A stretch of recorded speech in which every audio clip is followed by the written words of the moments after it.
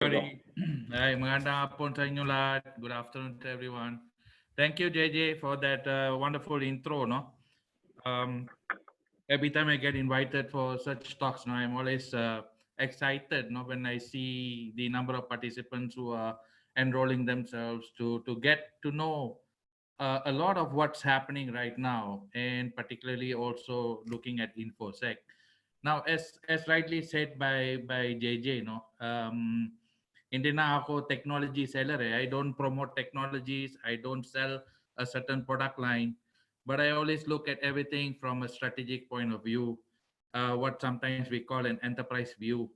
Infosec is not just about buying an antivirus software, hardening your ISP protocols, buying your firewalls, chasing your telco providers to provide security. Hindi na ganun eh. It's not just that. It's really something that you really have to take a look from an enterprise view. And today, in the next, let's say 20, 30, or 40 minutes, I'm going to give you, I won't say a deep dive, but I will give you enough substance and content for you to think and ask yourself, do I have the right stuff? Have I put in the right protocols?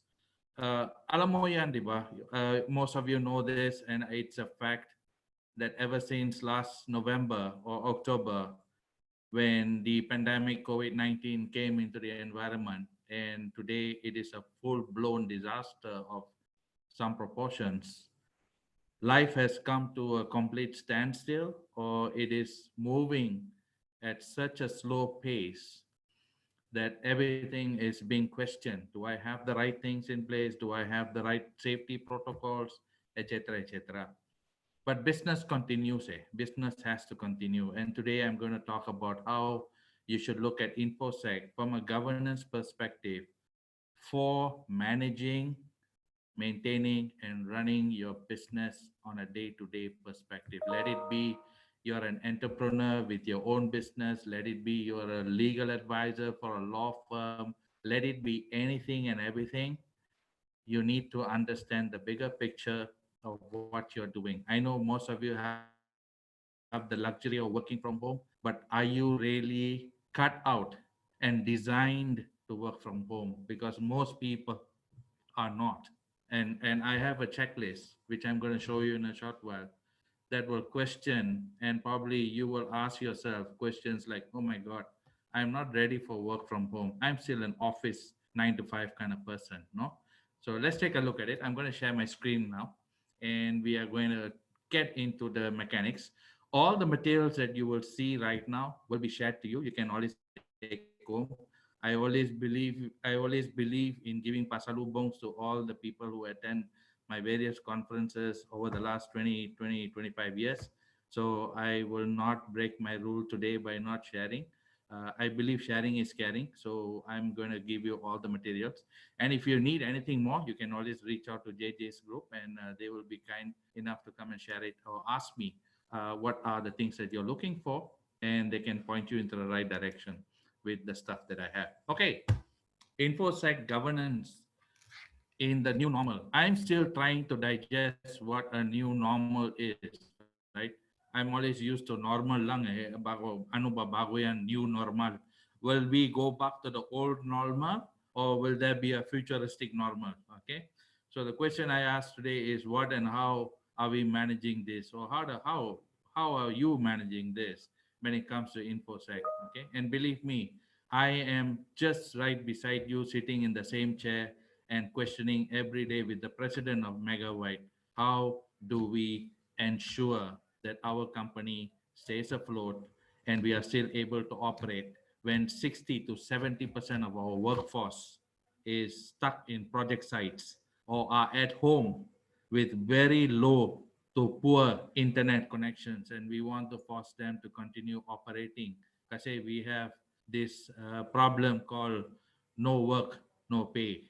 How do we ensure the livelihood of all these people? So you probably might be looking to me, and I'm looking to you and going like, wow, we are in the same boat. Okay, all right, let's go. Now, as you know, the virus has literally changed our lives. Okay, the way we look at everything is completely changed. Now, today, 90% of companies that never worked from home protocols, who never had work from home protocols because they were manufacturing, they were hardcore operation day to day. They needed people to run the lines, to manage the machines.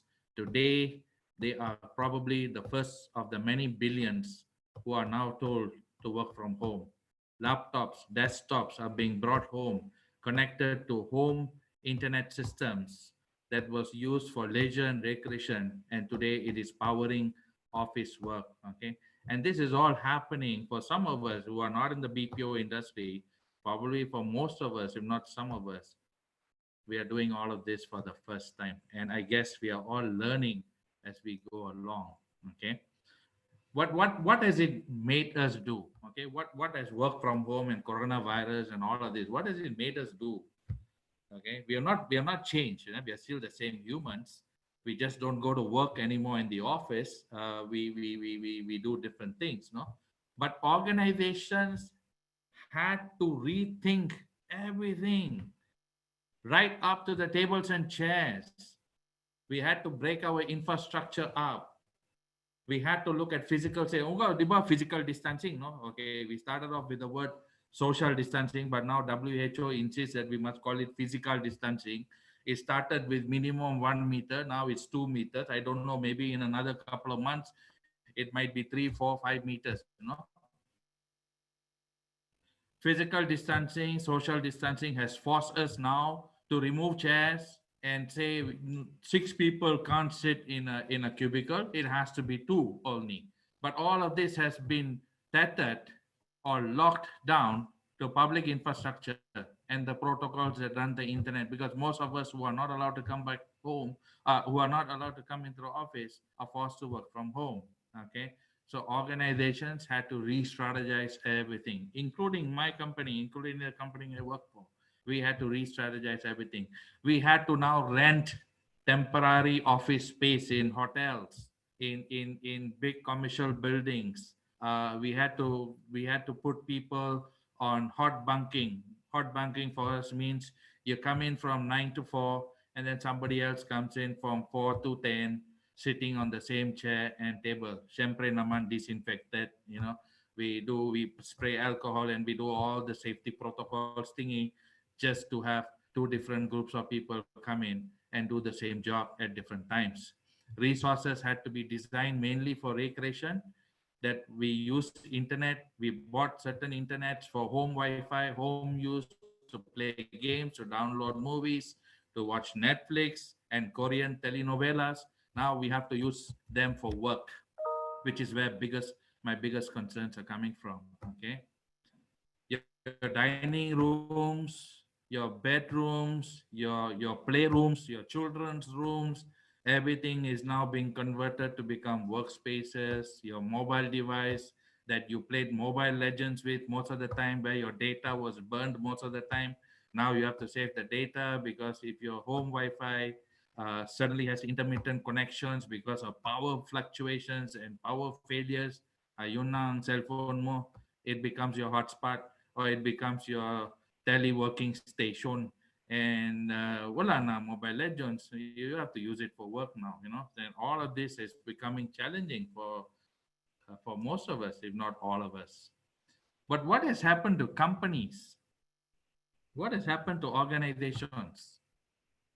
Because of the rush to continue working, operating, creating revenue, generating money, doing everything to maintain customers who are still with us and still have to be served, business priorities are overtaking cyber security issues. We are closing an eye. We are shutting down one eye. We are saying, okay, sige muna, okay lang, vulnerability dito. Sir, it's not on a VPN. There's vulnerability. We cannot provide remote access to this remote desktop protocol. May mahirap na. May gaps may butas-butas. Okay lang nun. We'll just tell the person to be very careful.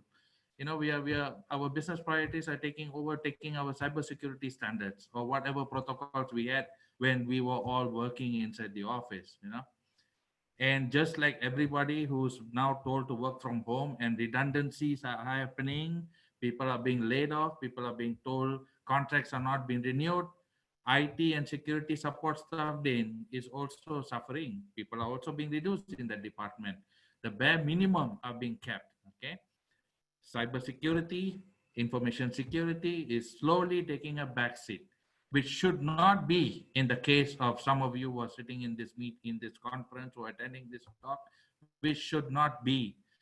We should be spending more time, more budgets, focusing on InfoSec right now, not the other way around.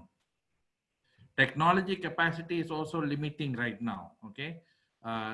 If you're going to get into work from home strategies and the company is not going to pay or sponsor your VPN connections, your ISP protocols, you're not allowed, you can't afford to put in two-factor authentications or anything like that on your internet at home, or your internet is of a very basic package and you need to upgrade to 50 Mbps, which will cost X amount of money, and the company is not going to bear the cost for that. Bahalana is going to come out of your pocket.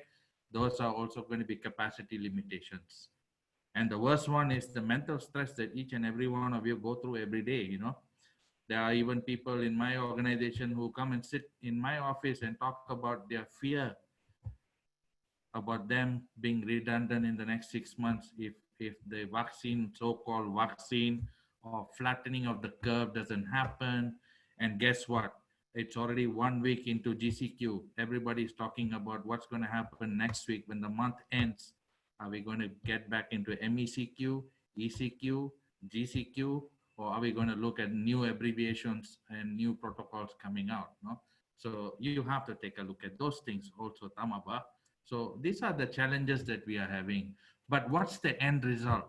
The failures of us not doing anything or accepting the status quo right now, this could be the end result. Okay, I'm just putting four because I think this four can happen, has happened, except for the last one, the doomsday, or what I say, the Armageddon attack, is something that we all look at. Some companies in the banking industry, we call it the black swan risk.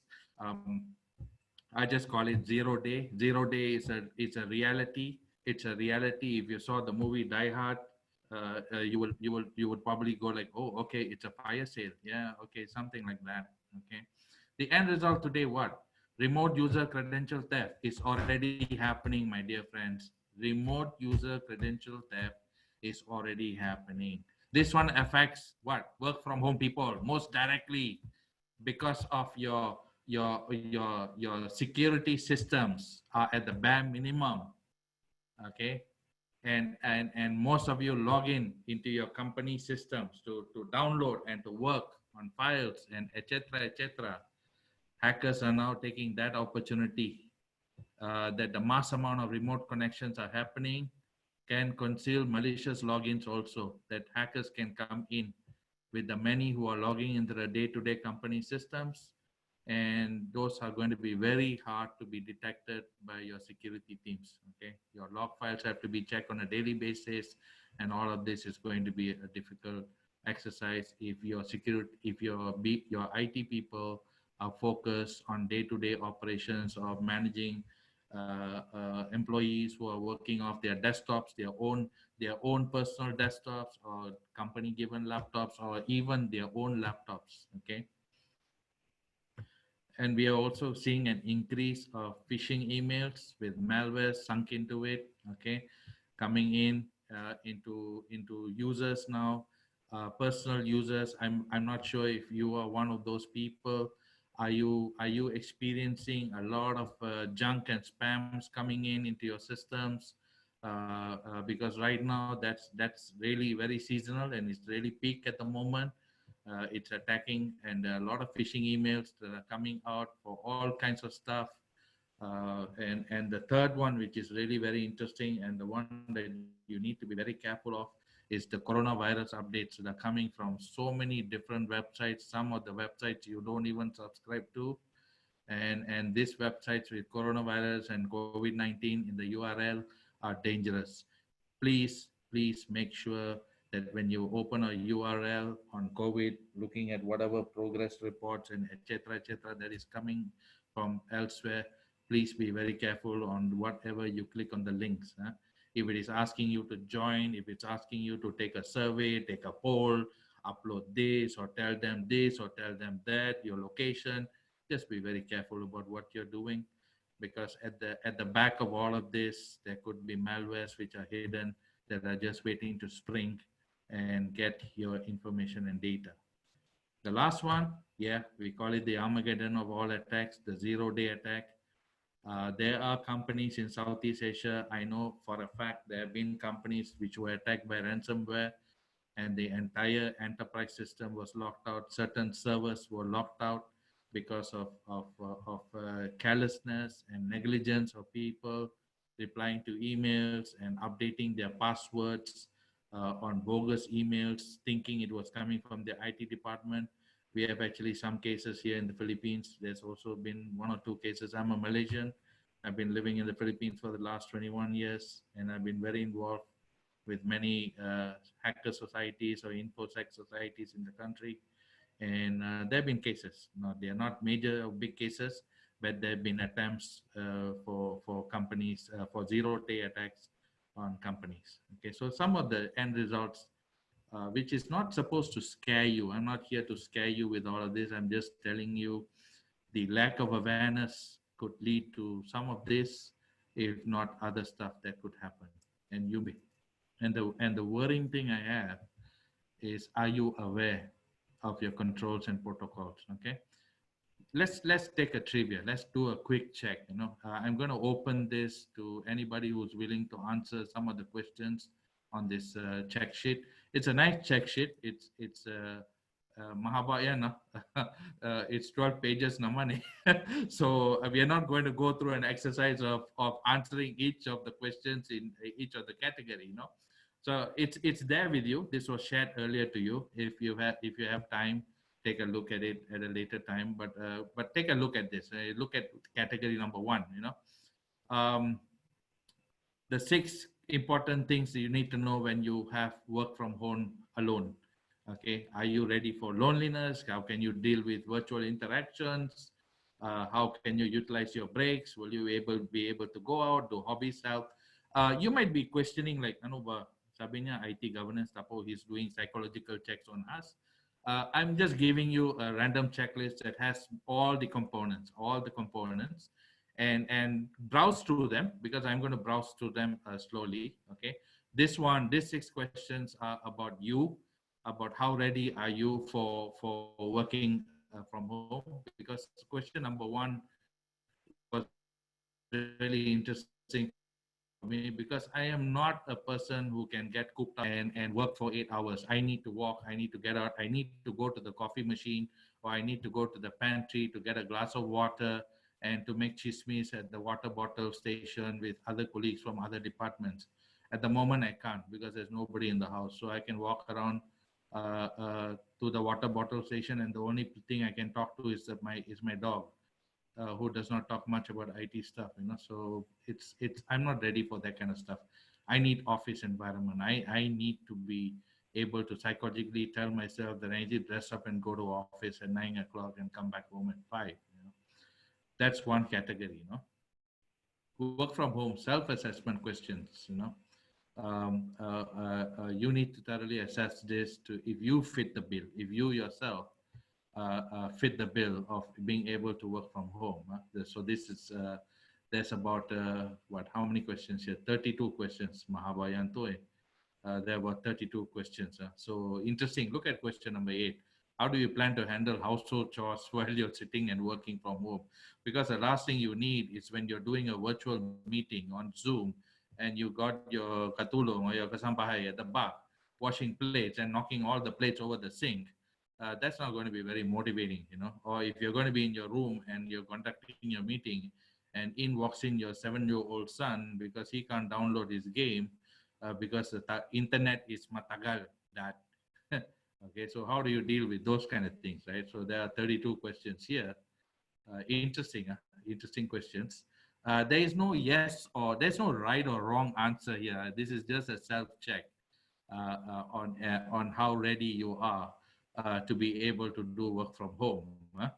How would you react to delays? Look at question number 15. In case of delayed payments, you will need to check with HR about processing. How are you connected to your day-to-day operations with HR? How do you file your every 15 and every 5th? Well, our salaries are on the 15th and 5th. 20th and 5th. How do you ensure that your salaries are in on the 15th and on the 1st? And how do you respond to HR? How can you reach them on a timely basis? Does HR have a portal where you can log in through their HRIS systems to query your concerns?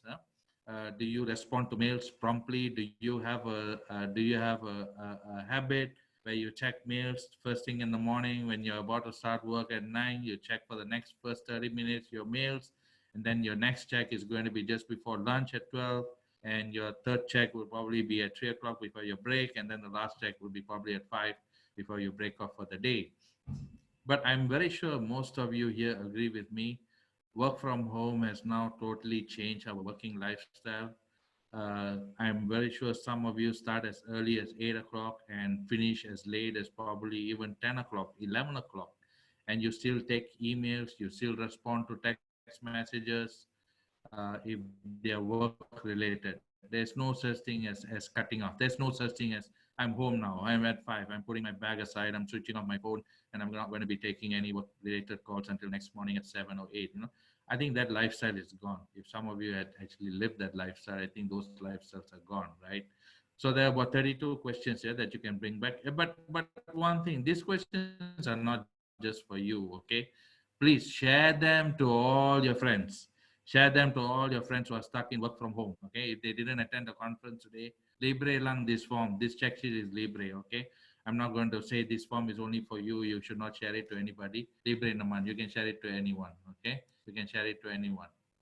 Oh, interesting. That's already a question here. Well, IT auditors, IS auditors require tools, Infosec or security audit applications for an effective audit assessment of information security governance. Yes, sir, or ma'am. You must have a software. You can't do manual auditing anymore. You can't ask questions over the virtual stations or virtual environment, and you expect somebody to show you a document on Zoom, or they show you a protocol on how the server was hardened using what coding. That's not going to work. You need an audit system. You need an IT audit assessment tool, and there are several in the market, by the way. I'm not going to brand names in this open forum, but if you feel free to talk to me on any other time, you can reach me on my email, or you can go through JJ. We do have companies that I work with. One is Network Intelligence. Network Intelligence comes out of the US, and we work with them a lot here in the Philippines. And they do have audit assessment tools for IT security, penetration testing, or even vulnerability scanning. Okay, all right, let's go on. We got 14 questions on how to prepare for a work from home job. Okay, how do you set up for your remote work? What equipment would be needed to begin? You have to talk to your IT people. For all of you who are working from home right now, if you're working for a company and you are now put on work from home, and I noticed some of you actually replied in the intro that some of you are from companies and you work from home right now. There was somebody from Santa Maria Bulacan who said she was working for, I know it was a she, and I think she was working for a bank or something, and she's now on work from home from Santa Maria Bulacan.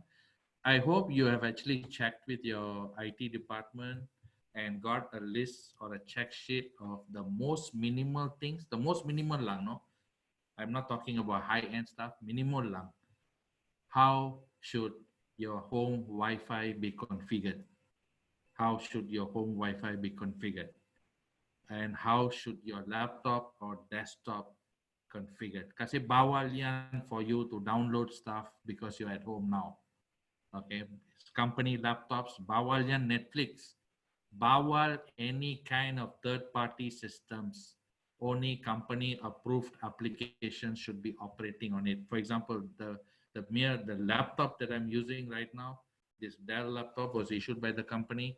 Everything is locked out. The USB disabled. The hard disk is locked out. The hard disk is monitored. I can't even go to Lazada. I can't even go to Zalora. I can't. I not on the company laptop. The phone pwede kasi, but the phone is also locked out because it is not a company phone. So the phone is on a BYOD policy. If it's not company given, I can't log into our system and domain. I have to bring my BYOE. I have to bring my own personal phone. I have to put my own hotspot. It's called my BYOEE. Bring your own environment protocol, and I can log in into Lazada, and I can do everything what I want on Lazada with my own personal phone. That's how strict the company is. Right now, I'm actually in the office. I wanted to do this from home, but if I do it from home, Zoom is not a virtual meeting app that we use. We only use MS. We don't even use Google Hangouts. So I had to stay in the office, and I was able to allow my IT people to provide me access to Zoom.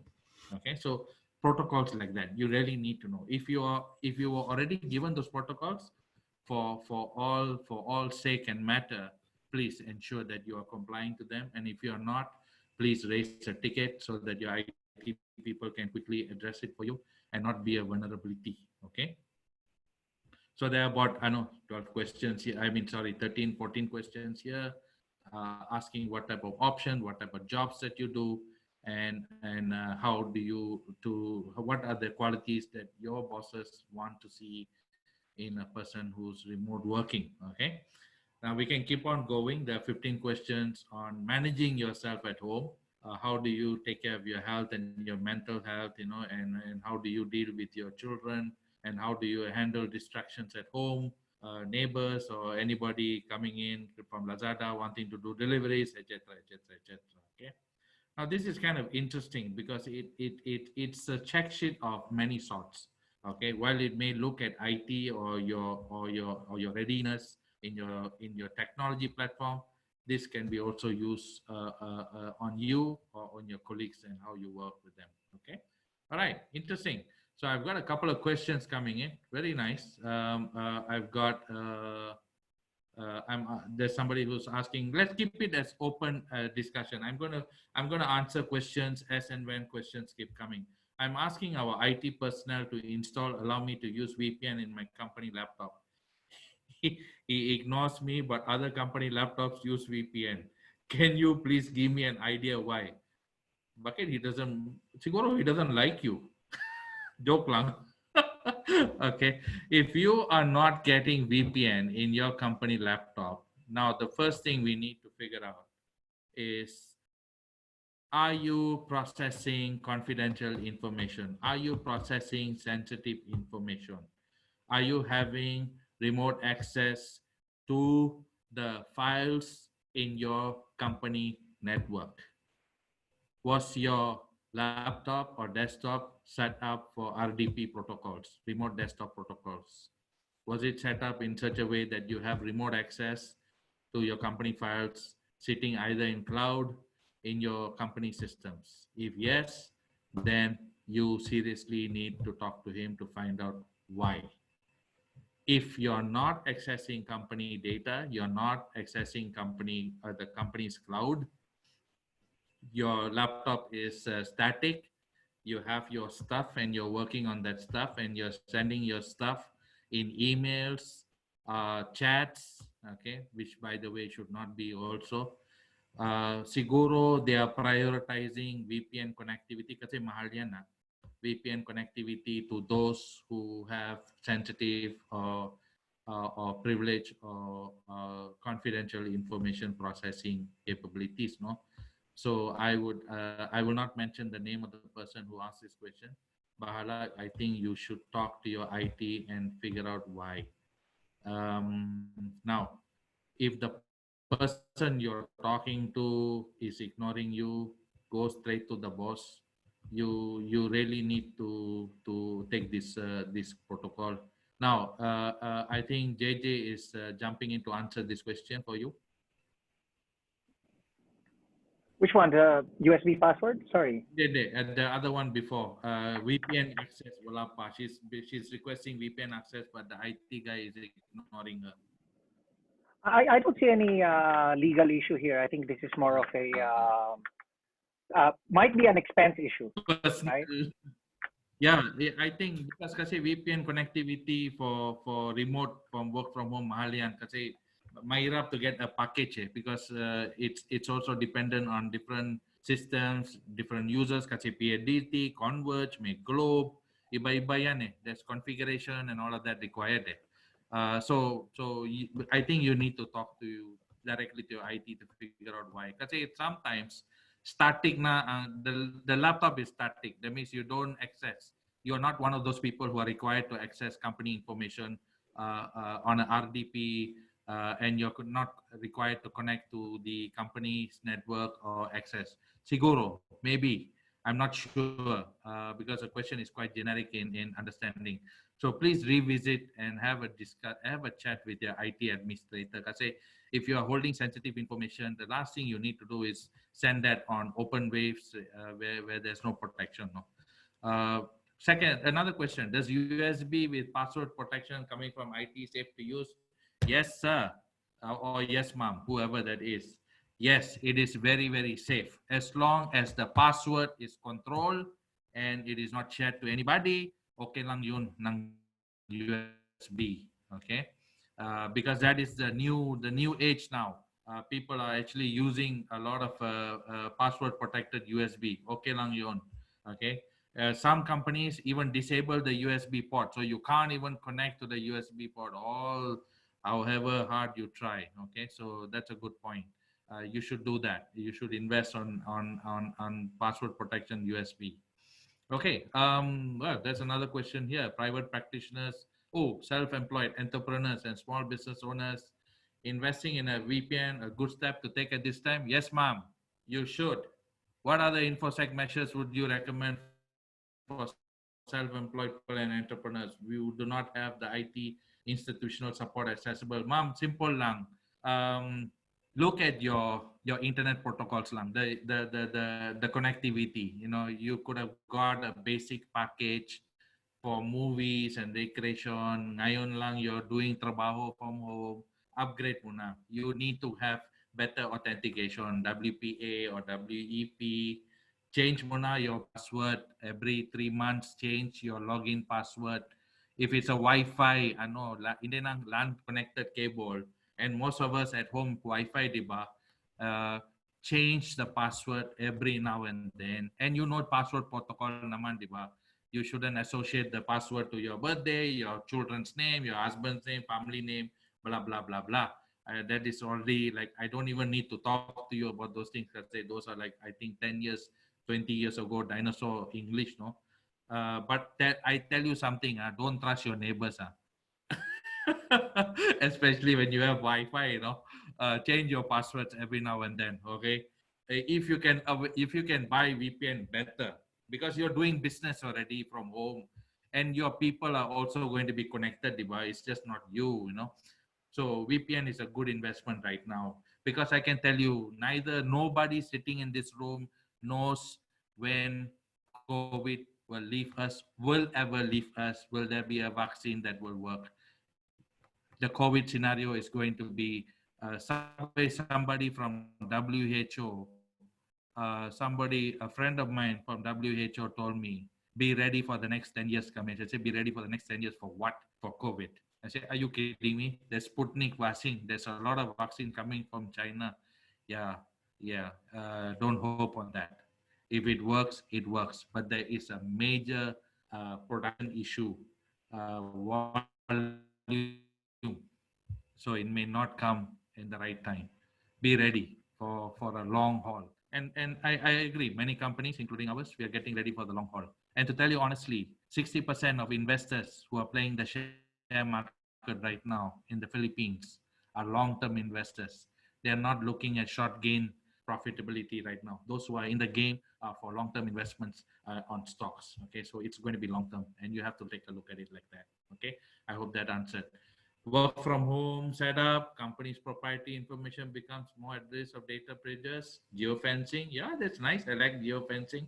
And other similar controls are not available. Yes, Pope, not really at the moment. What other possible security controls can be used to protect information from breach?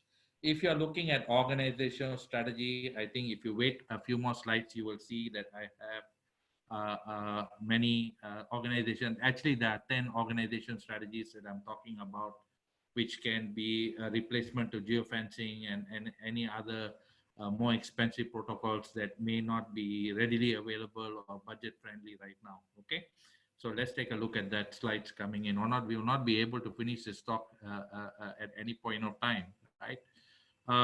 Okay. Is there any wala pa free VPN? Ano pa? Libre free VPN wala. Baka try lang 1 day, 2 days you can avail na lang, but you can't keep hoping there'll be free VPN. Not at the moment. Everything comes with a price, sir. Okay. All right. Let's move on. No? Let's move on.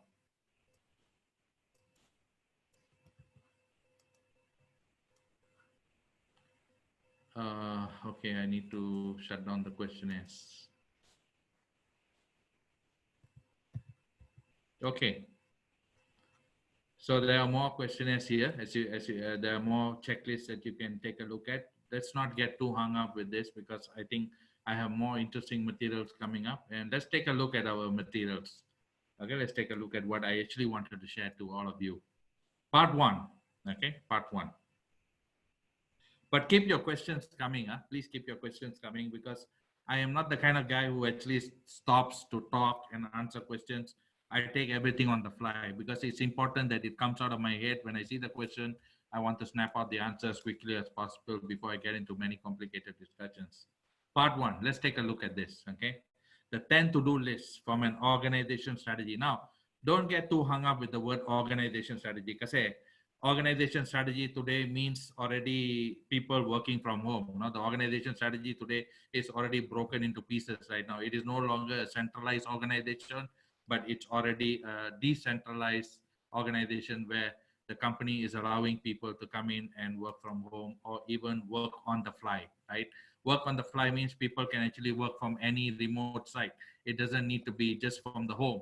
They can even be sitting in now today GCQ allows Starbucks allows you to sit for 1 hour. I don't know if you know this. I just came to know about this last week when I'm actually housed in Kearney in Santolan Town Plaza in Boni Serrano in San Juan, and I was told that I can sit for 1 hour in Starbucks. I was surprised, like, wow, really? Okay, but walang Wi-Fi. You have to get your own hotspot, but you're allowed to sit there for 1 hour until he comes and the barista comes and chases you off. Okay, so let's take a look at all of this. Number one, teleworking solutions. Okay, anticipating a permanent increase in telework, anticipating that most of us will have a majority of our people on work from home. What is the first thing we need to take a look for those people who are working from home? Importante number one, sufficient on-demand bandwidth to move content, especially if you're going to do video teleconferencing between geographically challenged scenarios. Okay, I heard there's somebody from Pangasinan here. Even there's somebody from Catanduanes. I'm actually planning to ride my motorcycle.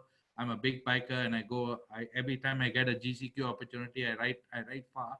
And my next trip is to Catanduanes, actually, to Iraq. Hopefully, the Roro is still operating, and I can go to Iraq. Okay, so if you are logging in from Catanduanes, I'm really happy that there's somebody that far, or if there's somebody even from Mindanao right now logging in. But it's going to be challenging. I can't imagine how many Mbps type of connection you have and how secure is that connection. But this is going to be the biggest thing. Bandwidth. Bandwidth is going to be big, particularly if you're downloading and moving big, heavy files. Okay. Establishing VPN capacity through the internal internet protocol security, IPsec or VPsec is going to be very important. So you got to take a look at VPN. I think VPN is no longer a question of can I or can't I. I think you need to do it if it's going to be work related matters. Okay. Access and identity management is something your IT has to set up. You have to set up your MAC protocols. You need to know who are the people logging into your systems and moving files or working on files, particularly for remote workforce. Okay, for remote workforce, because without that, you are seriously putting yourself at risk. Seriously, you're putting yourself at risk. Okay, so I think you need to make sure that you have established a good VPN capacity, not just VPN alone, capacity din, depending on how big teams that are working from remote sites. Access management, syempre naman, access management comes also from with VPN. You must have to make sure that they comply within the security requirements as well as the employees' ease of use needs. Because you might provide tokens, one-time access, you might have privilege access. Please revisit your access management. Not very difficult. If you are a like there was a person who was talking about, I'm an entrepreneur, I'm a self-employed person. Syempre naman, if it's just you by yourself, access management is just to you, no? You should control it and make sure that you don't have other people having the same login credentials as you to check on things on behalf of you. That is already a risk for you, no? So I think that is very minimal for you. But other people who are on organizational strategy, please take a look at this. Okay, mobile device management, as I told you, MDM is now going to be, it's actually the buzzword right now with everybody. People who don't have computers or laptops at home, or do not have laptops of the latest specs, able to manage work, they're using their mobile devices. I've spoken about this in many of JJ's conferences on digital, on data privacy. I have always asked the same question to many people when they were looking at me in the audience. I just asked them, how many of you use company, how many of you use personal phones? And many people put up their hands. And then I asked the same people, how many of you check emails, download attachments, review files, approve stuff through Google or Outlook on those personal mobile devices? I think it was the same number of hands that still were holding up. And then I told them, you're all breaking company protocols and you're putting your phones and your company at risk. And then I had a whole bunch of 30 or 40 people after the conference asking me for help on how to manage this. You can't manage this. It's as simple as either you put in protocols from the company, like my own mobile phone given by the company is secure. When I mean secure, it is literally secure. I can only use it for company emails, interactions, etc., etc., etc. There's no Facebook on it. There's no Instagram, walang Twitter. Can't do anything. Basically, it's a. Sometimes I call it a stupid phone.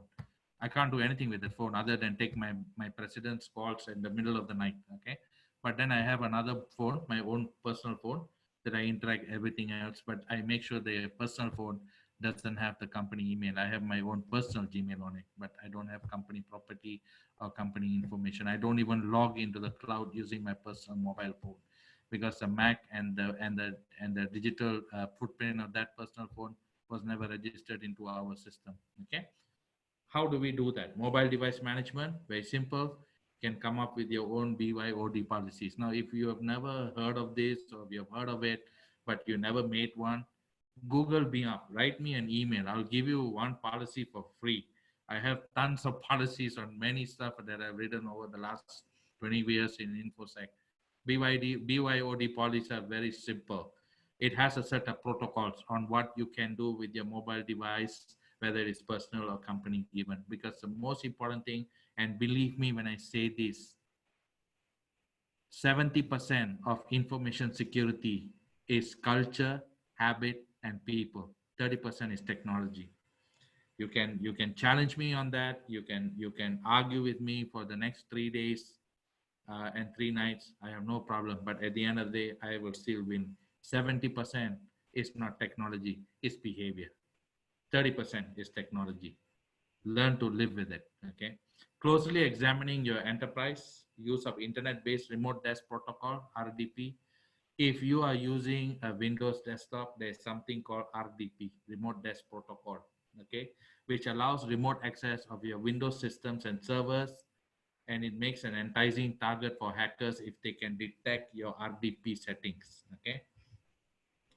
RDP is very interesting. All systems, all laptops, or sorry, all desktops, Windows set up, configured has something called remote desktop protocol. Okay. Remote desktop protocol is actually a software. It's an operating system that features that allows a personal computer sitting at your home, no, desktop, no, environment to be run remotely on one system while interesting, it is being displayed on a separate client device. Okay, very easy to be hacked. RDP protocols. Take a look at it. Google it up. Today, like I said, I was telling JJ earlier, just before this session. This is not a technological summit. I'm not a technology nerd. I'm not somebody who's going to give you software codes on how to secure your phone. Though I know them, I'm not going to share it with you today. Uh, just take a look at your RDP protocols. But mind you, if you have desktops or laptops which are running on Vista, XP, okay, Valana, the protocols and the patches being issued by Microsoft today since 14 May 2019, when they found a malware called Bluekeep. I shaded it in blue also in this presentation. Bluekeep. It's also known as Deja Blue. Deja Blue. When this malware attacked Microsoft systems way back last year or the year before, they came up with patches, but the patches are not for EOL systems like XP, Vista, Valana. You have to change to Windows 10. Some people are suspecting that Bluekeep and Deja Blue is also attacking Windows 10, but there is no evidence and record of such things, So just take a look at it. I'm not trying, like I said, no, I'm not here to scare you about IT because most of us are non-IT people. I'm just telling you, your IT awareness has to be so increased now. Okay, you have to be so aware. Just like how you're Googling COVID every day to find out what's happening on COVID, you should also be Googling and finding out many things on IT, okay, to figure out how you are protecting your company's information, your company system, as well as your own personal laptops, okay? External perimeter protection. Kasi ngayon lang, walang na internal perimeter. Puro lahat na external eh. Everybody is working from home, or most everybody is accessing stuff from home, no? So network access control, NAC, to authenticate, validate all devices logging into the system must be done if you're an organization. Okay, if you're an organization, talk to your IT people and ask them how are we authenticating and validating all devices that are logging in from external. What is our external perimeter? Kasi your firewall is internal. Ngayon lang, you have to remove a lot of your boundaries of your firewall to allow people, employees, to log into the system using work from home devices. Baka siguro personal laptop, personal desktop, or mobile phone, connecting through their own home Wi-Fi. So firewalls is not your security perimeter now. That is already there only to secure the internal, but most of them have been given exceptions. Okay. Bullet number 2, locking down user workstations. Very important. You locking down your user workstations. Security configuration has to be also considered. Plus administrative privileges to end users, because your IT has been reduced, because your IT is now skeletal workforce lang, quite a lot of administration work of the IT has to be given to you. You have to manage your own desktops and laptops, but to do that, you have to be trained. You have to be told what you're allowed to do and not allowed to do. Okay. Remote endpoint isolation and forensic capabilities. Every time there is a chain of custody issues, there is a leak, there is a breach, your IT should be able to do forensic capabilities to track where did the leak come from which system or which remote device. And of course, endpoint data collection and analysis need to be identified for any unauthorized activity of any files being downloaded by systems or devices which were not originally under the access management. Okay, that's external perimeter. No? Cloud services, alam mo yan, no? Cloud, everybody is on cloud now, no? Service offerings, puro lahat ng cloud. But there is a standard for cloud. Cloud actually has its own ISO standard. if you're looking for a cloud checklist, write to me. I'll probably type my personal email later here. Write to me. I can give you a fantastic cloud tier 1, tier 2, and tier 3 checklist. Galing, huh? You now may realize, oh, I know there's actually T1, T2, and T3. Each T represents different security protocols. Okay. If you are buying for uploading personal information, ng files mo, ng pictures mo, ng videos mo, ng movies mo, probably T1 protocol. T1 protocol simple, username, password, yun lang. Papasok na, upload na. But then tier 2, tier 3 has different protocol settings, okay? So I can give you a checklist. Use that checklist to audit if you are using cloud, if your company is using cloud, okay? Of course, complete inventories of current cloud usage in the enterprise must be. So what does that mean? That means all folders, all files must be accounted for. Inventory muna, just like how you go to your rep, or how do you go to your storage, grocery storage, and you count the number of spaghetti packets you have in your refrigerator, or the number of sardine and tuna you have in your cabinet. Yun na inventory of all of your folders and files.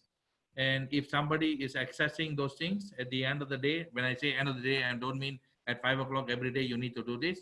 You have to make sure if somebody did not tamper with those files. If you allow them view muna. If you allow them view and edit, then it probably must be on SharePoint or OneDrive or on MS collaboration, no? Kasi mahirap na sa Google eh. Google doesn't have those kind of real-time updating protocols unless you buy different type of systems. Data storage policies should be there. This is for organizations. I'm not talking about entrepreneurs, okay? So data storage policies, then you have to take a look at what are the use of the cloud service, data center storage, local storage. And please remember, at the back of your mind, think about backup. Always business continuity. The whole reason why many companies are moving into cloud is because if an employee were to lose a laptop, the hard disk, or something crashes, the data is in cloud. Okay. You can also hire companies if you want to get cloud services. There are many companies in the Philippines who offer cloud service packages, not only Amazon.com, maybe Bayan, the Dami. There's a lot of people who offer cloud services. Okay. Let's quickly take a few questions. There are about 5 questions here. Ano ba? Sino? Anong questions? Is browsing in an incognito private window help me securing shared personal info? Yes, boss. It does. Is browsing in an incognito private window helped in securing shared personal info? Pwede din. Yes. You can work on incognito. Walang problem. Safe na muna. It's safe enough. Okay. It's not the be all and all, but it works. It works. Okay. Unless somebody has targeted you, mahirap, but you can do incognito work. Okay. I think my children do a lot of incognito work when I go into the room to check if they're studying. Okay. So that's a joke. If you're laughing, I'm happy for you. All right, sir, please share checklist in auditing cloud service. Sempre, at the end of the day, you will get that. Don't worry. Not now. Let me finish my presentation. Thank you. All right. Collaboration tools, okay, while email, office productivity tools, video conferencing. Do you know Zoom was hacked? So everything is hackable right now, okay? Video conferencing have been vital during this pandemic, yes. Make sure whatever you use is licensed. Wag muna libre, okay? Things that come for free always has a catch. I always tell myself, there's nothing free in this world. Everything has a catch, okay? If you're using office productivity tools to monitor your people, I was just telling JJ, there's a tool called Citrix. Charlie India Tango in Citrix. Charlie India Tango, what is R? Romeo India X. What is X? X-ray. X-ray, yeah. Citrix. Google it up. It's available in the Philippines. It's not expensive, but don't ask me how much, because some people, the word not expensive may differ to different people, no? Citrix is a productivity tool. It can monitor your people's hours on the in the system. What are they doing? What files are they working on, etc., etc. Because if the system is idle, that means there's no activity, walang na movement of that person. Citrix will be able to monitor. It will not tell you where did they go, how many files did they open, how many hours they work. It just monitors productivity in the sense of how long is the person on the system, and what are they doing. You know, if the person has a laptop or a desktop that has been disabled for USB independent pasok na sa Netflix, sa Lazada, wala na, clean talagang ng laptop. It's only having the files of the company. It's a dummy laptop. Even the hard disk is no partitioned. You can monitor people, but if the people's laptop has many things and you allow freedom and flexibility, mahirap to monitor productivity. Tama ba? It's difficult to monitor productivity. Okay. I think all of you have a cybersecurity policy. It's a requirement of RA 10173 ba? Ayan. Data privacy. I think JJ will second me on that. The cybersecurity policy is very important more now because of remote work from home. So you have to revisit your cybersecurity policy, particularly your risk assessment template, to find out uh, ano ba ng risk ngayon, kasi puro lahat work from home. Work from home is not the problem. It's the connectivity. The work from home connectivity is all very simple, basic connectivity. Wi-Fi na puro Wi-Fi eh. And that's a very big risk. Okay, and that's a very big risk. Okay. Now, for example, how many of you don't have to put up your hands, you just reflect upon yourself. How many of you actually switch off your Wi-Fi at night when you're not in use? When you go on long travel or when you go out, how many of you actually switch off your Wi-Fi? How many of you actually check your Wi-Fi login protocols to find out is your device the only device logged in? Go think about it. And then you can tell me, Kamesh, oh my God, there are 3 other unrecognized devices logged in. Okay. If those are not your children and your husband, you have a problem. The BYOD policy. The BYOD policy is a policy not technical, but more people driven. Okay, on how to protect their personal devices. Today, quite a lot of us are rich enough to carry tablets. Don't care what brand, but you're rich enough to carry tablets. You have good laptops, high-end laptops, and then of course you have your iPhone 11s, and you have your foldable Samsungs, and etc., etc., etc. What is your policy that you govern your people with if they are employees? If you are an individual, okay lang. If you are an individual, you don't need to write a policy to yourself. As long as you practice what you know in your head, you should be fine. But if you have employees, even 1 or 2, even if you're an entrepreneur and you have 1 or 2 employees and you trust them, trust is good, divine, but having a policy is also security for you. Draft a policy on what they are allowed to use and not allowed to use. Okay. If you're a nice boss, it's okay. I leave it up to you. But if you look at my BYOD sample policy, it's very righteous na talaga. It's very straightforward. Okay, if you're using a personal device but you're interacting on company matters, you have certain protocols to make sure that you must protect the company matters. Okay, yun lang. Okay, yun lang. Simple thing. All right.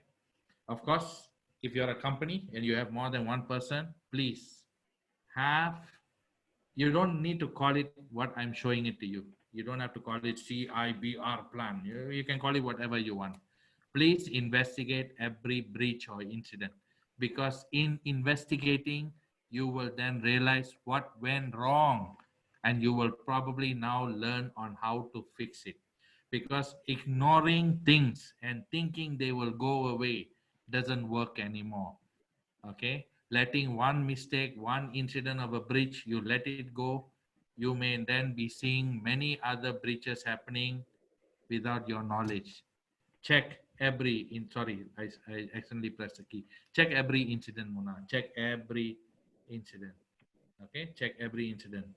Do your own analysis. This is for companies. For somebody who spoke about organization, please take a look at this. For individuals, alam mo yan eh, if your phone got hacked, you know your phone got hacked eh. And phones can be hacked, huh?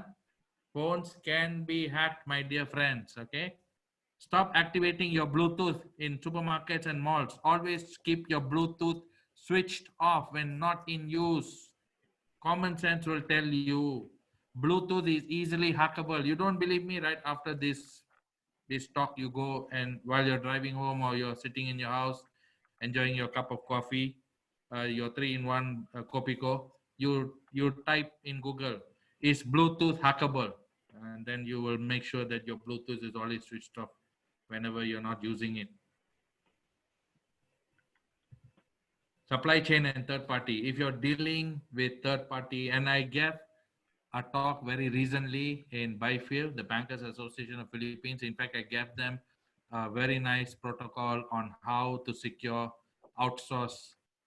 Third party is outsource. How to ensure outsource service providers protect your data, your company data, because you are continuing to work with third parties, and probably you are now having more third parties because you are using third parties to manage your company's outsourced work, because in-source work has stopped, because your employees have been redundant, company cannot manage anymore the cost, you're now buying cheaper services from third parties.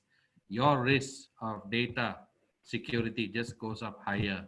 Okay, you have to check your third party agreements, you have to check third party contracts. Okay, you have to take a look at the service level agreements, particularly when it comes to IT service providers. Alam mo yan, di ba? All your IT is outsourced. Eh. Even my IT, our IT here in the company, it's outsourced. And every week I have to keep an eye on these guys to make sure that they're not suddenly lapsing in their own protocols, that some of our data goes missing. Construction company kami, there's a lot of intellectual property in the way we do design, state of the art designs and stuff like that.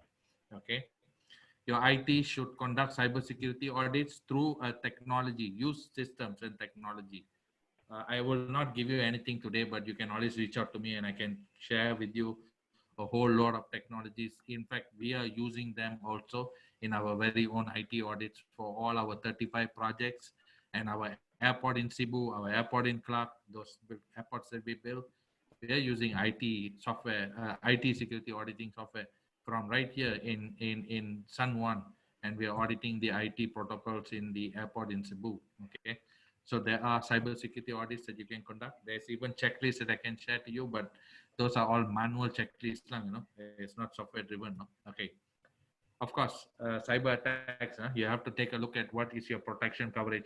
I'm not very sure if your CFO and your CRO or your CI, so your CIO, your Chief Information Officer. I'm not very sure if you guys have already sat down to take a look at your insurance coverage for risk. If cybersecurity is one of your top 10 risks in your risk universe, I'm supposing that you already have insurance coverage. But please take a look at your insurance coverage, because right now you have many people working from home. Your policy has to be modified to include clauses like this in the context that if an employee on a work from home had accidentally or without knowingly hacked and data was lost, what is our coverage, unknown legality? But probably I think JJ, you can jump in here at any time to answer that question if there was a question later that we can talk about. Maybe we can have an open forum on that issue, because this one is it's still a little bit gray for me.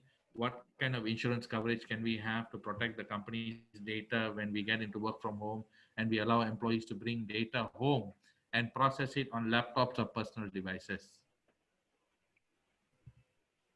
Last one, the entire cyber operations, the monitoring of your day-to-day operations. This is like the motherhood statement. This is not particularly focusing down on certain things. Baka, this is like, I know what I would say, the overarching component of all the 9 things that you need to take a look at. Okay. All right. Yeah. So central collection analysis of all your alerts, audit logs. You see, I spoke about audit logs, Kanina, no? So it is come back already. Your VPN profiles and your firewall rules for employees to receive appropriate role-dependent privileges. I told you, right? Privileges are now going to be transferred to more employees than IT. Kasi magulo yan, IT will become a more leaner, meaner team, right? Look at bullet number 4. Disabling split tunneling for VPN profiles to prevent remote employees from accessing the internet directly from their personal laptops while also accessing corporate information system. Haha, interesting. What does that mean for non-technology people? What does that mean? That means blocking off when you are accessing company information, or when you're accessing certain things over the Wi-Fi on company matters.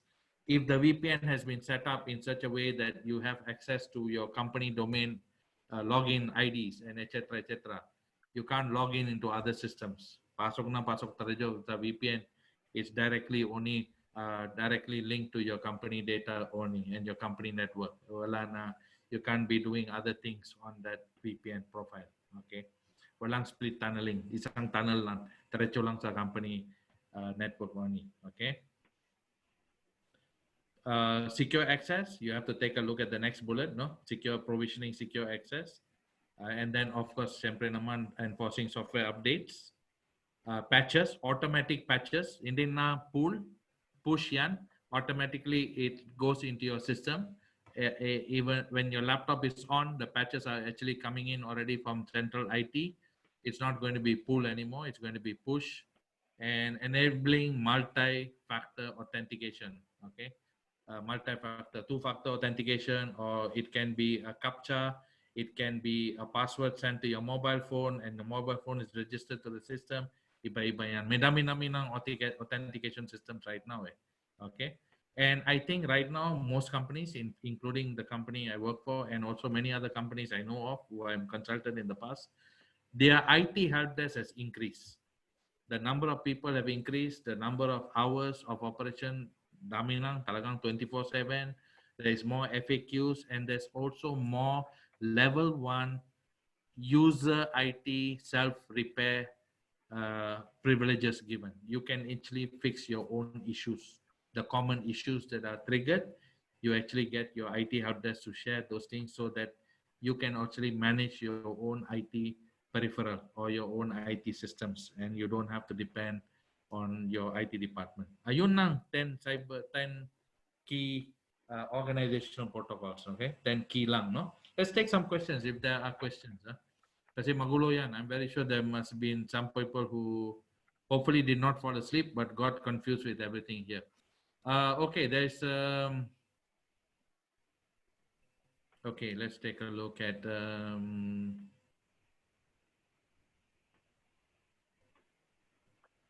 there is what you call open VPN. Anything you can share about it? How is it differ from other proprietary or commercial VPNs?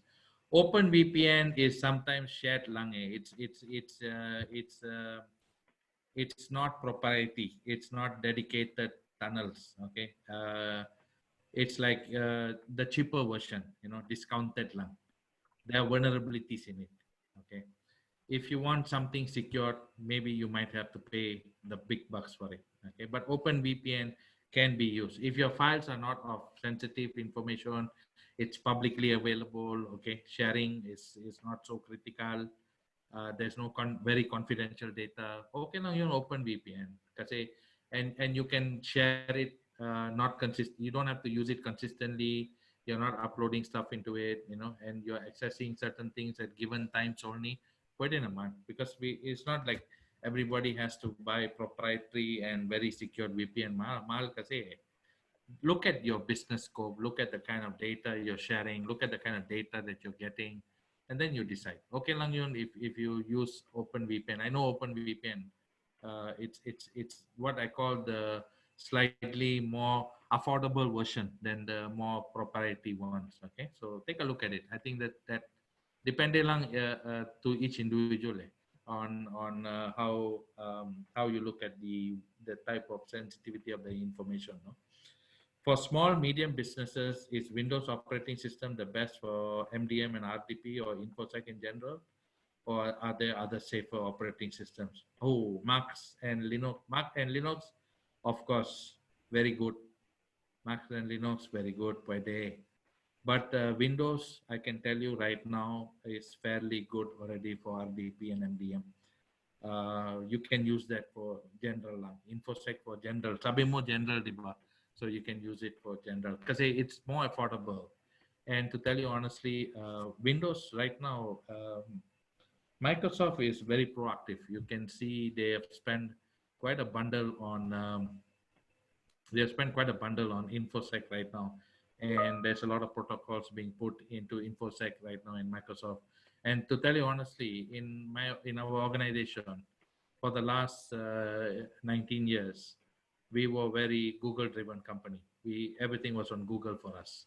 Viber, WhatsApp, we did a lot of stuff on all this open source and all that. When COVID hit us last October, the president sat down with me and our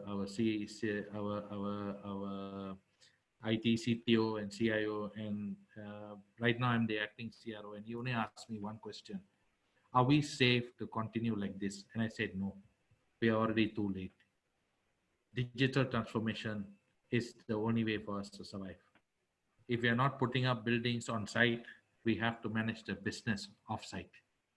And I can tell you, from October last year until today, we have transformed the entire company, and we are a large company. We've got 6 or 7 subsidiaries. We've got airports, we've got a PTEX land port, and we've got other investments, my real estate properties. We got carbon mark. We got many companies.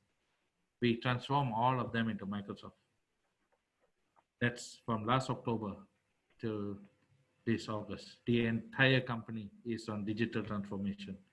We use MS to collaborate, Microsoft Teams to collaborate. We use OneDrive, we use SharePoint. We buy secured engineering systems. Financial systems are all on SAP. We have literally removed a couple of hundred people and put all of their jobs into technology and applications. Contactless payments, from contactless payments to contactless receival of materials to whatever, you name it. Even our clinic is contactless for the first 10 type of FAQs, and we only deal with COVID with face-to-face interactions with our nurses. All this just from last October.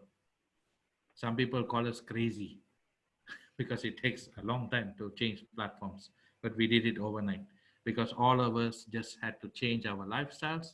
We had to change the way we work and the way we think and the way we protect our information.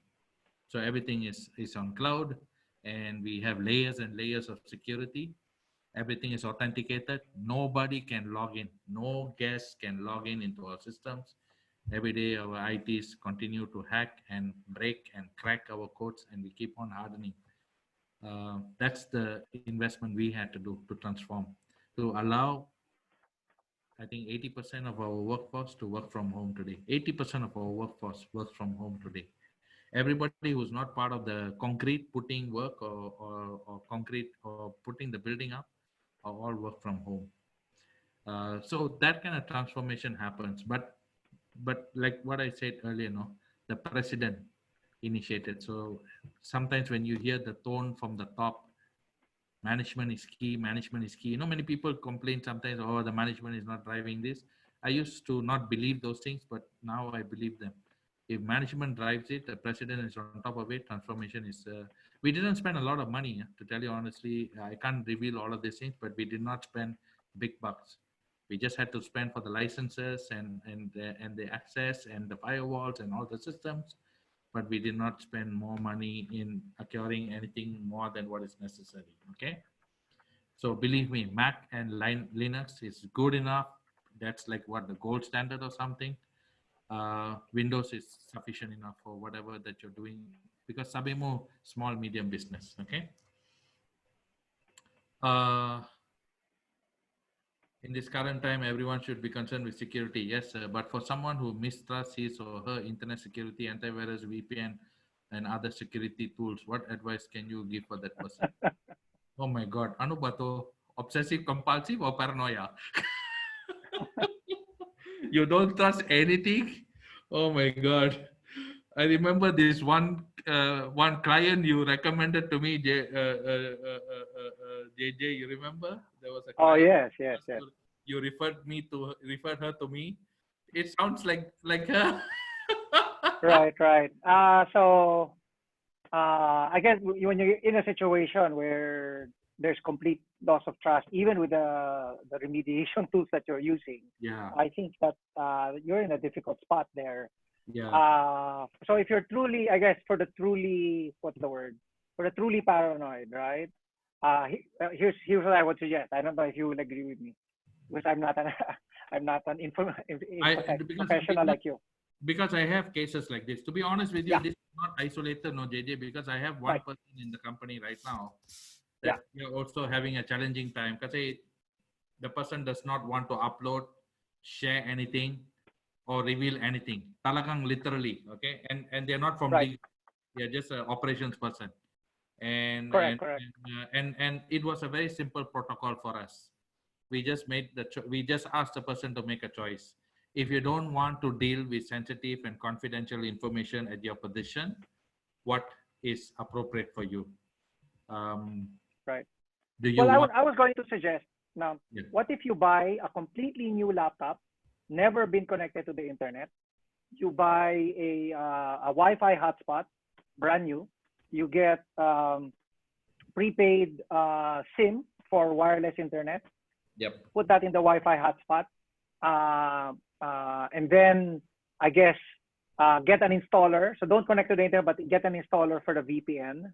Yes. And then the first time you boot up the machine, you use the Wi-Fi, right?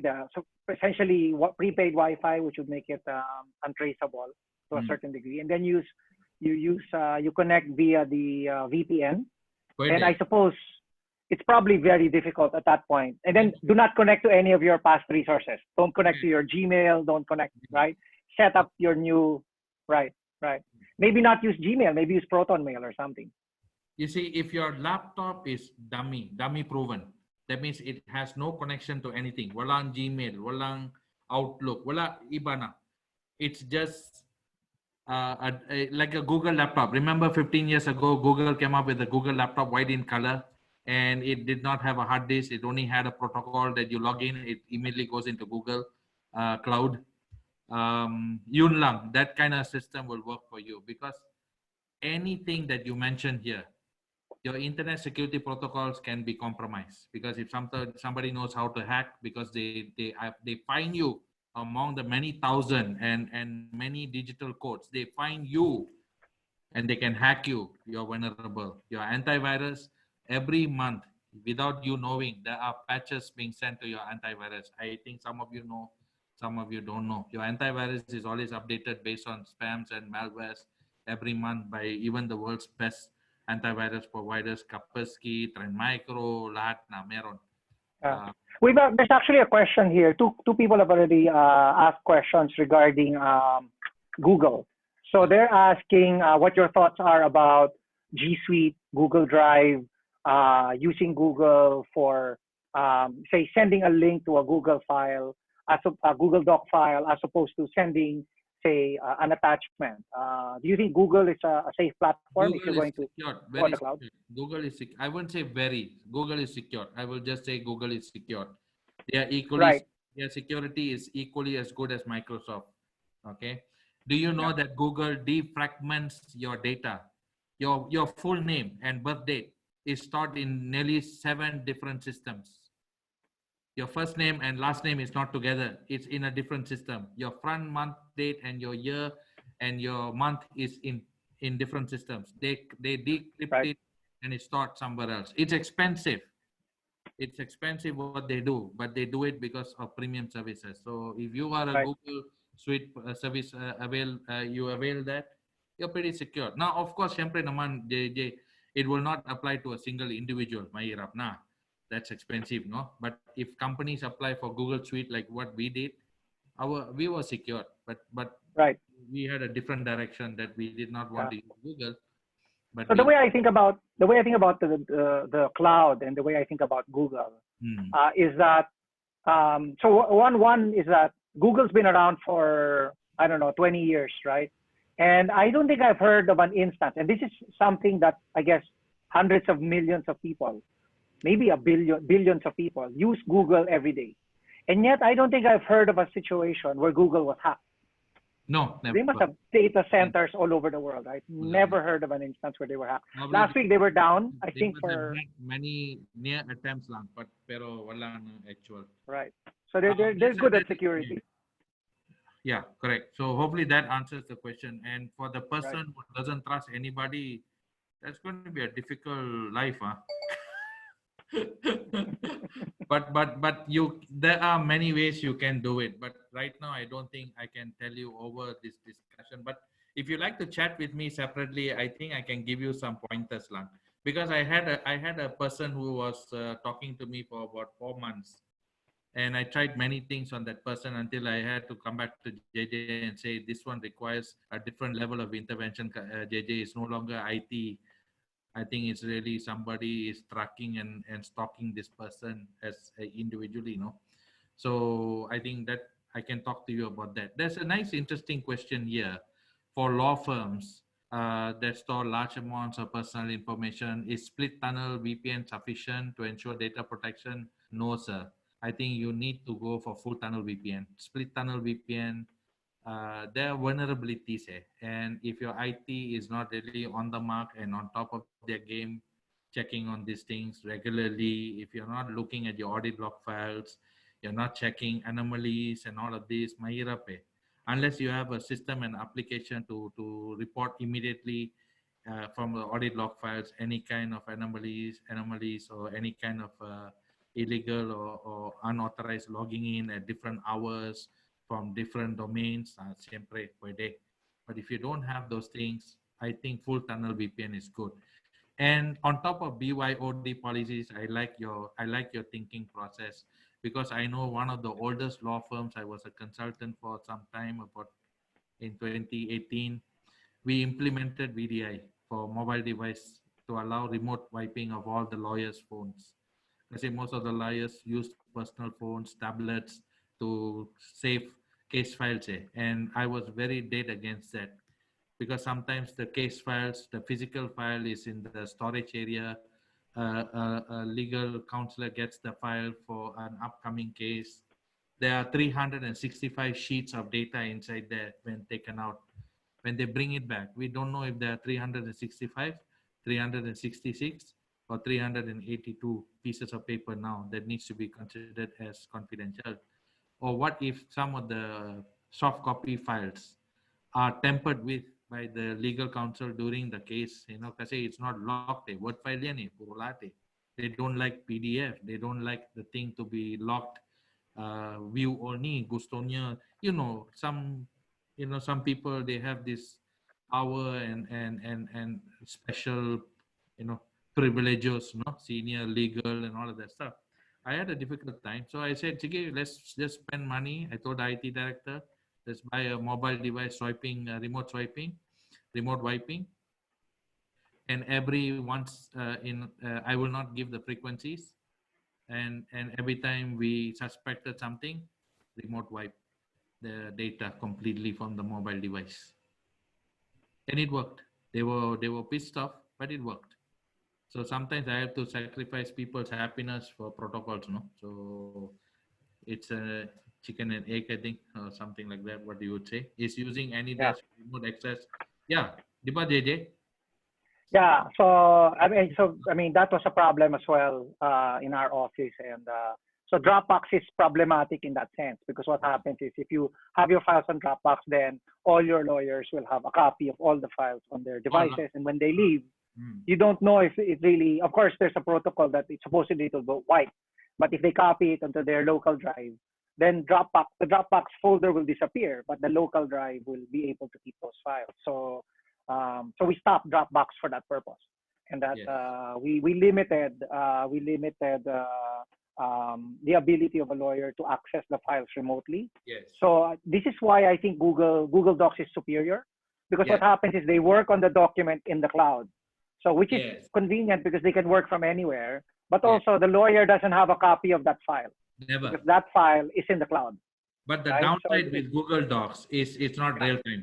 If I'm editing and you're editing and I finish first, your edit will be the last thing reflected there. It will not update itself. You have to always download and update and re-upload again. So Yeah, well, we're quite happy with the because the problem with Microsoft Word is only one person can update at a time. yes, So we've done situations where 2 or 3 people are working on the same document. That's impossible on. I mean, theoretically possible on Microsoft, but it will crash. it will crash because I've done it. We three guys working on the same file on the same time at different pages on the tab, Yeah, and it was suddenly I felt so slow, and then it started hanging, and then finally it right, crashed. So exactly. downside, So downside. And that's there's a downside. to somebody who asked that question on Microsoft Teams. Microsoft Teams is very safe. You can use it, but when we talk about editing and working on files, live files, uh, that's a problem. Okay.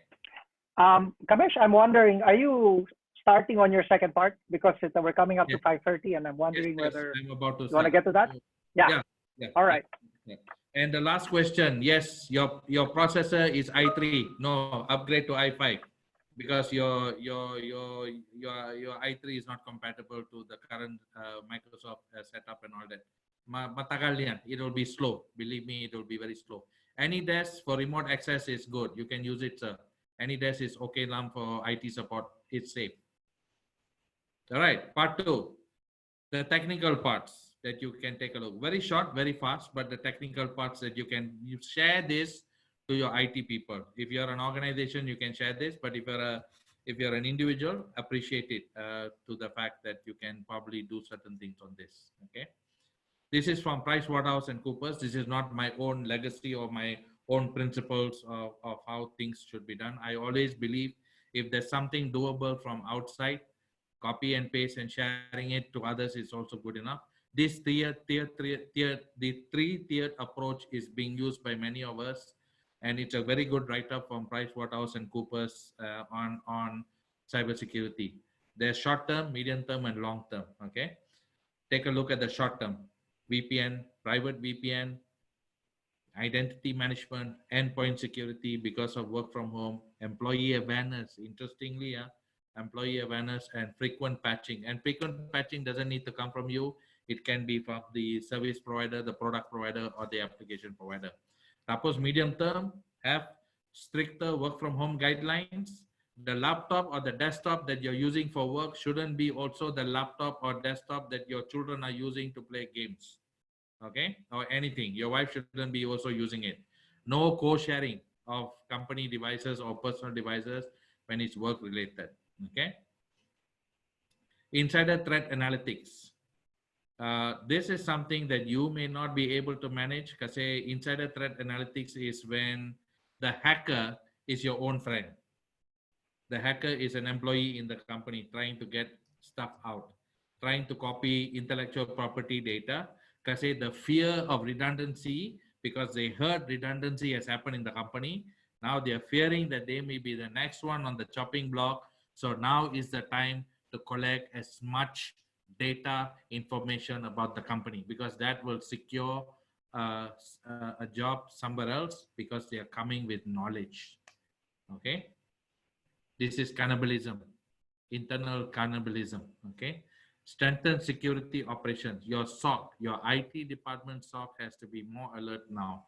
And of course, privilege user access management in data privacy. It talks about privileged user access as very critical because you deal with sensitive and confidential information. And the last one, the long term, is to have a response and management plan. Don't worry about that. Sometimes intuition and common sense also works a lot as crisis response and management. Okay. Short-term actions, you secure your VPN channels. Okay. Uh, VPN tunneling, split tunneling, okay lang, pero I still recommend like law firms and all that. Let's not play around or not gamble with these things. I think secure VPN is still very important. Improve your identity and access management. Come up with a protocol for every login credentials. Who is the person? What's the domain? What is their MAC? What is their IMEI number? What channel they're using? What are the files? What access points? What endpoints are they using? What is the security setup they have at home for their own systems? Do your homework because this is important right now. Endpoint devices, particularly your servers, particularly the CPUs of the people working from home on personal desktops, etc., etc. If the company can spend the budget, pay for the antivirus software for your employees. Okay. Increase patching frequency of critical infra. Particularly, this is your network. This is your own network rooms and your own servers, or even cloud. If your entire systems are on cloud, talk to your cloud service provider to provide increased patching for common issues and concerns. And of course, education. Enrich your employees' awareness on IT. I think that's very important. Come up with a simple check sheet on what are the 10 important things that they should always check when they're working online through their home Wi-Fi. Midterm, as I mentioned earlier already, I think I'm just restating everything again. These are the four most important things. Now, if you want any information about each and every one of this, just write to me. I will share my personal email. JJ, is that okay? I can share them my personal email, and they can write to me if they have further Sure. questions. Yeah. Because Sure. I have a lot, you know me, I can talk for days on stuff like this, and I have a lot of stuff. I don't want to bore them, with protocols and policies, but they can write, Right. I think the number one question that was asked was, and maybe you don't have to answer it now, but something you can think about is, because a lot of the stuff that you're talking about seems to be very relevant for larger companies. I Yes, think we have a lot of people in individual. attendance now. Right, right. Where they want to see, is there something that they can do as an SME, something that they're in the cloud that they could use Yeah, that can give them the same level, right? Maybe not the same level, but at least a higher level of yeah. protection. Yeah. The interesting thing, JJ, most of these things apply to a single individual or a 10,000 employee organization. It's just the volume and the size and the complexity, like setting up your Wi-Fi, checking Right. your Wi-Fi connection every now and then to find out how many devices are logged in. This is done by IT at an organization level, but it can also be done by a person, particularly like right now work from home. A lot of people are working from home. There was an interesting story I would like to share to you. He has a very good 100 Mbps Wi-Fi secured. He didn't know for about 1 month there was another device logged in at the same hours he was logged in, and only when he checked, find out it was not his son, because his son was not using the laptop at the time, and his wife is not from work from home. She's in the office, and he was trying very hard to trace who that device was. And at the end, I think he found out it was his neighbor. Hmm. His neighbor was able to get his Wi-Fi password. I don't know how, but he was able to Yeah. get it. And the only thing the neighbor could tell him when he confronted the neighbor was, "I'm sorry. Uh, Hmm.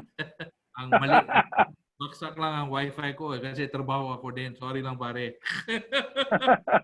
Pasensya Yeah, na. I mean that's right. I don't think people go to the trouble of looking at their No, router nobody and seeing does. who's logged on. I don't think anybody does, Lang. So Right. that's what I'm saying. The commonality of what I'm talking here applies to everybody. But I would like those individuals to write to me, because there's nothing hidden agenda here.